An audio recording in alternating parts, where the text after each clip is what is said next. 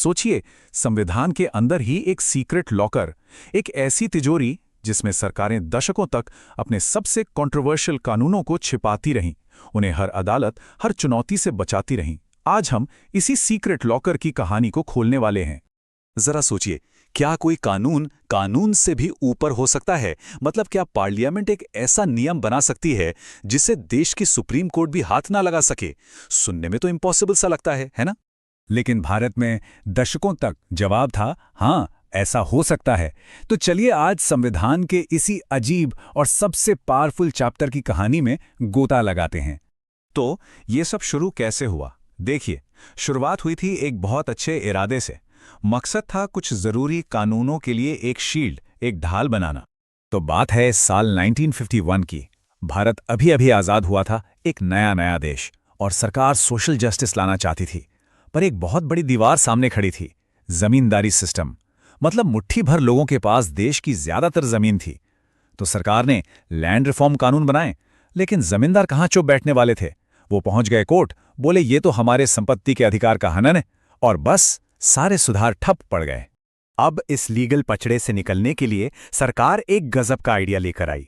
उन्होंने संविधान का पहला ही अमेंडमेंट कर दिया और इसमें 2 नई चीजें जोड़ दी, आर्टिकल 31B और इसके साथ ही 9th शेड्यूल।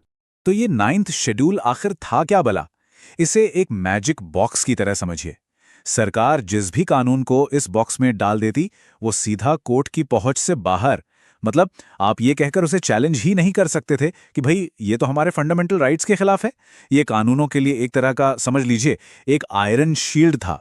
लेकिन जैसा कि अक्सर होता है, जो ढाल रक्षा के लिए बनती है ना, वही हथियार बन जाती है। और बस यहीं से इस शील्ड का मिसयूज होना शुरू होने वाला था।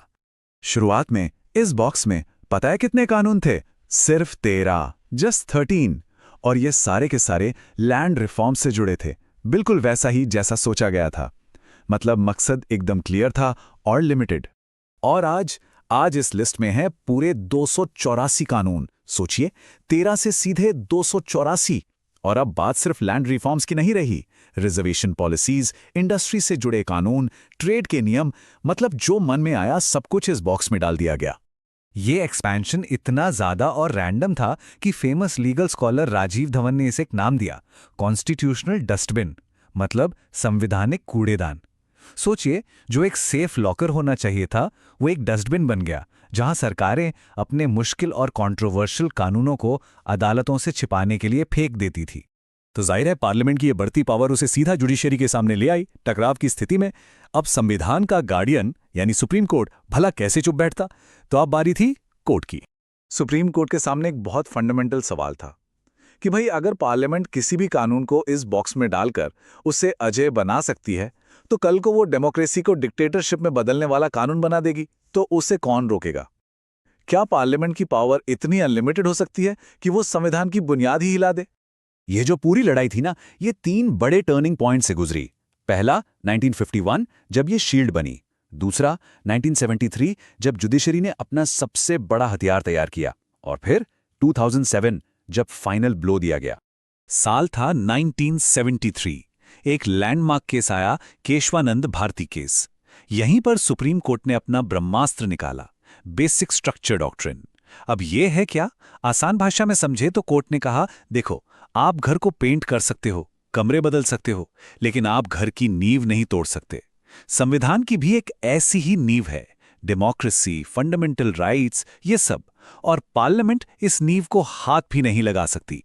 तो अब हम पहुंचते हैं कहानी के क्लाइमैक्स पर। बेसिक स्ट्रक्चर का हथियार तैयार था, अब बस इसे 9th शेड्यूल की उस अभेद्य दीवार पर चलाने की देर थी।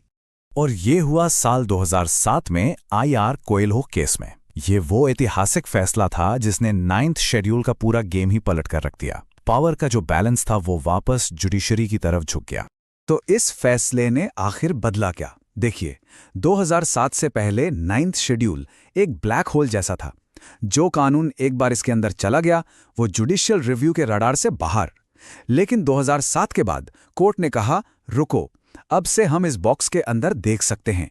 अगर कोई भी कानून संविधान की नींव यानी बेसिक स्ट्रक्चर को डैमेज करता है, तो भले ही वो 9th शेड्यूल में हो, हम उसे खत्म कर देंगे।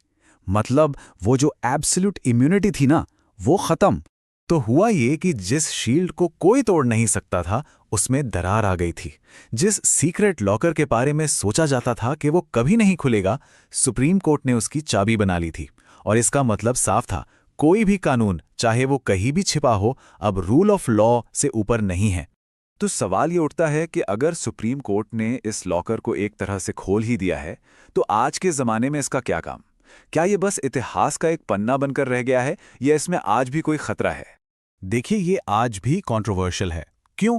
क्योंकि इसका जो ओरिजिनल मकसद था लैंड रिफॉर्म्स का, वो तो कब का पूरा हो गया।